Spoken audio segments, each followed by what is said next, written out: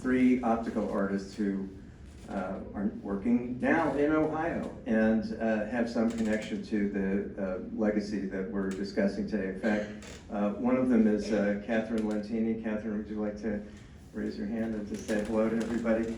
I had the pleasure of meeting Catherine at Abattoir Gallery recently. We had a lovely conversation, and she made me aware of these artists that I want to talk to you about just briefly. Three of them here: David Kunstman, Alex Jesko, and of course Catherine. David is a native of Alliance, Ohio, graduate of Mount Union College, and studied at Kent State University. So I'm just going to flip through several images of his grids, these overlapping patterns which change in color and value to create an engaging play of light and pattern. Okay, let's go ahead to Alex Jesko here, who is the curator of the Medici Museum of Art in Trumbull County from 22 to the present. Got an MFA from the University of Iowa and a BFA from Kent State, and is a graduate of Canfield High School from 2010. So these are his paintings. Barbara, as we're looking at these, I know that you had some very interesting comments about them in relation to Julian's work that I'm going to ask you to return to. But let's, Alex's work is sometimes very systematic, and then you can see with these grids that he's playing with, the patterns get sort of randomized. And again, playing with pattern and value, maybe not so much color. Next, please. And then things sort of break down, and these are forms that could be cylindrical, could be planar, are distorted through tricks of perspective and color. Next, please.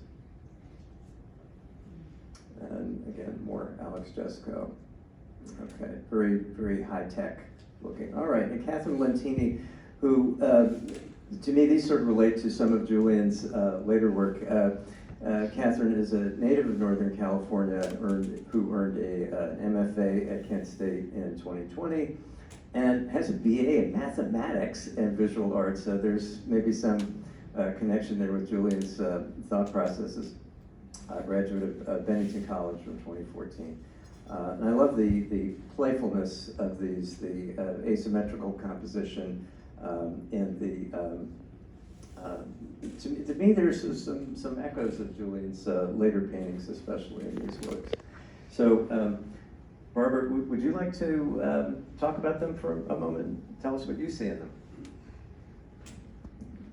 Again, I don't see them in the big scale as you do. I see them here in the little one, but they seem to be more shape-oriented than Julian's work, which is almost flat but going over color harmonies. The shapes push forward and recede.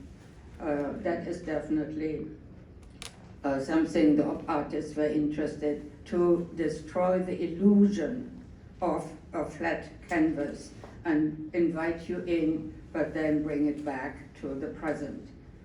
It's both a time element as well as spatial play that is in these works, and it's very hopeful. It's very, I love the idea of a following or a growth. There's a future, because the future is with, we all love color, if we dare it or not.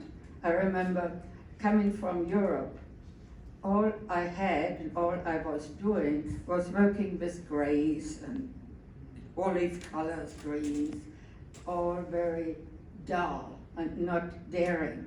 But coming to America was opening up, taking a deep breath, enjoying liveliness, enjoying contrast, enjoying action that you didn't have, at least not in the early 60s in Europe.